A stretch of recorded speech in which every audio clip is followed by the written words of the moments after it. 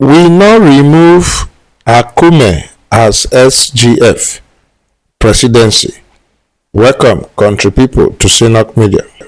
Abeg, if you never subscribe to our channel, make you do so now. Make you put on your notification button. It go alert you of our updates. Make you like, comment, and share our videos. The presidency don come out to deny the rumour wey e dey spread fast say dem don remove Senator George Akume as secretary to the government of the Federation (SGF). Presidency say the report e dey false and deliberately misleading.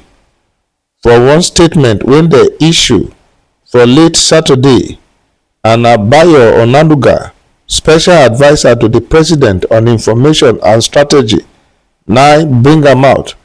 E clarify say President Bola Tinubu e presently dey for St. Lucia on official duties, and e no make any changes to the SGF position. According to am, e say there has been no change in the status of His Excellency Senator George Akume as secretary to the government of the Federation. The presidency can describe the rumours of Akume removal, say na the work of agents of mischief, and e can caution the public against falling for disinformation. The information circulating about Akume's replacement is untrue. Agents of mischief fabricated it. Na so Onanuga come put am. E come further urge Nigerians and media outlets make dem ignore the claims and rely only on official communication from the presidency.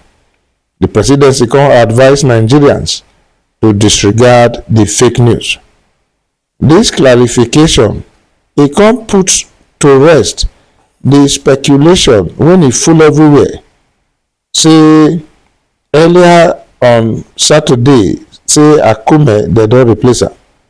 Senator George Akume na former governor of Benue State and former minister of special duties, and President Tinubu appoint am for June 2023 as the secretary to the government of the Federation. Since then, he don play a pivotal role to coordinate government operations and to implement presidential directives across federal bureaucracy. The rumours when e be initially come out, when e come spread fast that Saturday, e come dey talk say the presidency don appoint Hadiza Usman, when e be special adviser to the president on policy and coordination, as the new secretary to the government of the Federation. This report can go viral online, can dey allege say President Bola Tinubu he don replace the current secretary to the government of the Federation, Senator George Akume, and say dem don reassign am as the national chairman of the All Progressives Congress (APC) after the resignation of Dr. Abdullahi Umar Ganduje. But the response of Bayo Onanuga, special adviser to the president on information and strategy, don debunk that claim, and e dey call am say na fake news, and e don warn the public say make dem no fall for such misinformation. The presidency denial don dey come because some celebrations come dey go on by some women groups when e don welcome the earlier but now discredited report as a milestone for gender representation at the highest level of governance.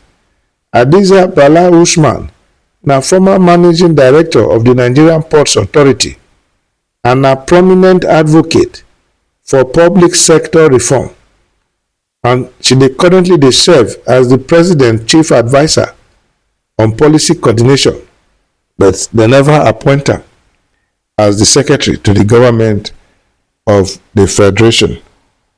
Country people, this rebuter so e dey okay for the now, but some persons dey believe say na so government dey always dey rebuke, but later on the rumour go come appear to be true, say na just to watch and to see. After all, na somebody fly the kite, and the suggestion say George Akume dey go become the national chairman of the All Progressive Congress na another thing wey people dey believe say e could be true, but government for now don talk say no be true, and na government own na they go take. Even the secretary to the government of the federation, Mr. George Akume, he don break im own silence after the widespread media reports allege say im don resign from office and they don replace am with Hadiza Usman. For im own reaction, through im special adviser on public affairs, Terence Kwanam, im dismiss the report too, say na fake news. According to am, na fake news. He say we dey issue a statement to that effect immediately. Na so Kwanam come tell reporters. E come add say the office of the SGF go soon release an official statement to clarify the situation and put the matter to rest. Well, all the parties don come out except the Hadiza Usman to come out to give her own side of the story.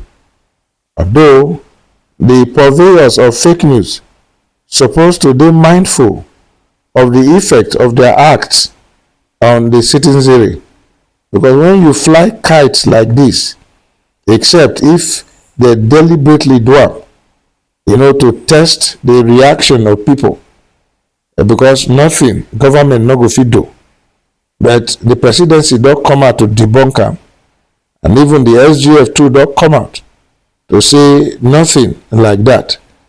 Now for political watchers to watch to see in the coming days whether that story they just take and test the waters to get the mood of the nation on such appointments.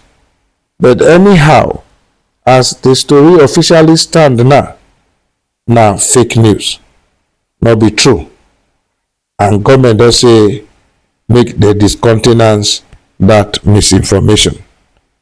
Una share.